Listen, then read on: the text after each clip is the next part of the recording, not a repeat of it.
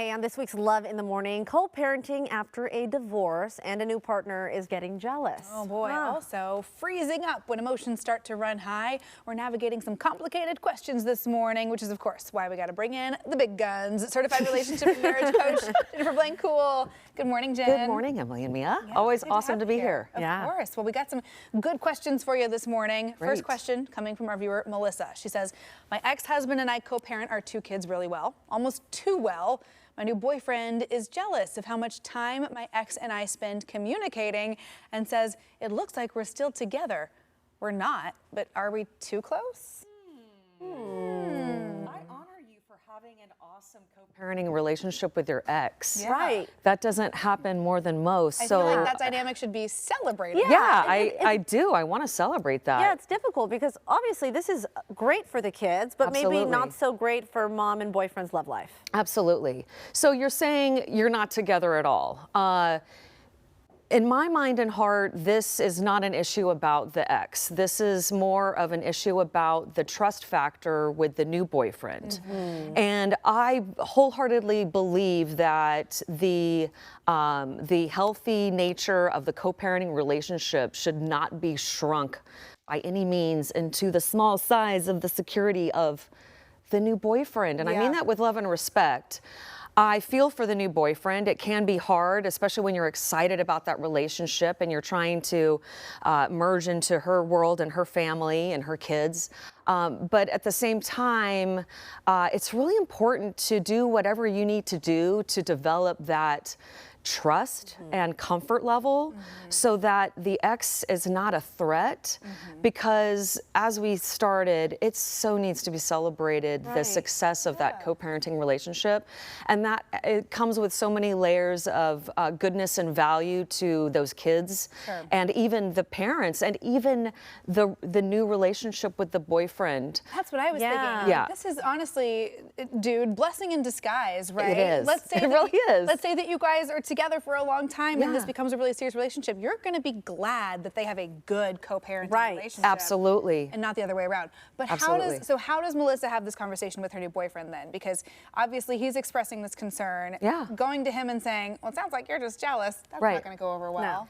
I think a direct conversation about feelings and desired boundaries is important. Yeah. I also think it's important for the mom, for the partner to gauge and determine on her own whether the boundaries that the new boyfriend really is asking for are appropriate. Right. A new boyfriend, I don't want to make assumptions, but my head goes to, he might want you to talk less to the ex-husband. He might want you to put up walls where the lack of walls benefit the children. So the conversation deserves to be had. The new boyfriend definitely deserves to be heard on what he needs and wants. At the same time, there's a golden opportunity here with a healthy co-parenting relationship. And I hope it works out with the new boyfriend.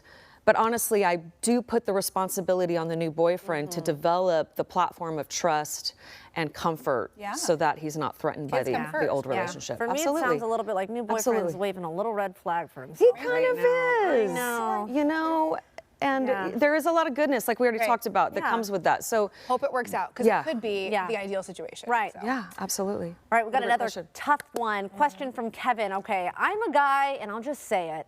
I have no idea how to talk to my wife about emotions. I have a feeling he's not alone. When she cries or gets upset, I literally freeze. I don't know what to say, so I say nothing, and apparently that's wrong too. I just want someone to tell me what actually to do. Sounds like they have very different communication styles. This is kind of a little bit of that, a little bit of that fight or flight situation. I love Kevin for asking boldly the question and then asking, what do I do? I love this. I love this. Yeah. So you rock, Kevin.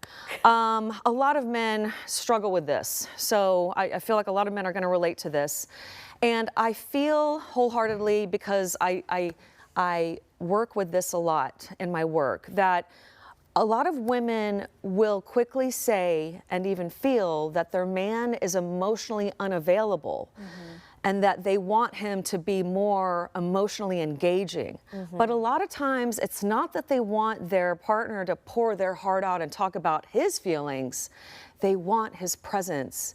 They want to know that they can feel all their feelings and he's not going to go away.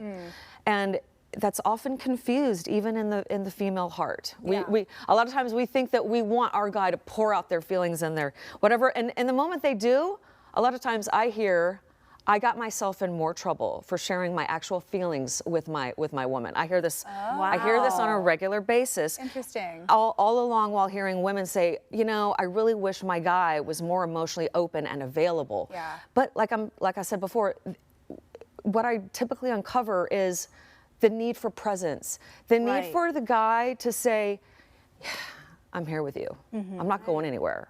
I got you. And What do you need? Just sometimes you know? just being there is enough, right? Yes. Yeah. I know a lot of times, you know, not to paint with too broad a brush, but sometimes guys, you know, if you're coming to him upset or hurt, even if it's not with him, They want to try to fix. they want to try to wanna fix fix it. They see it. problem, Yeah. must fix. Yeah. And so then that's where I think sometimes the defensiveness of like, well, what do you want me to do about it?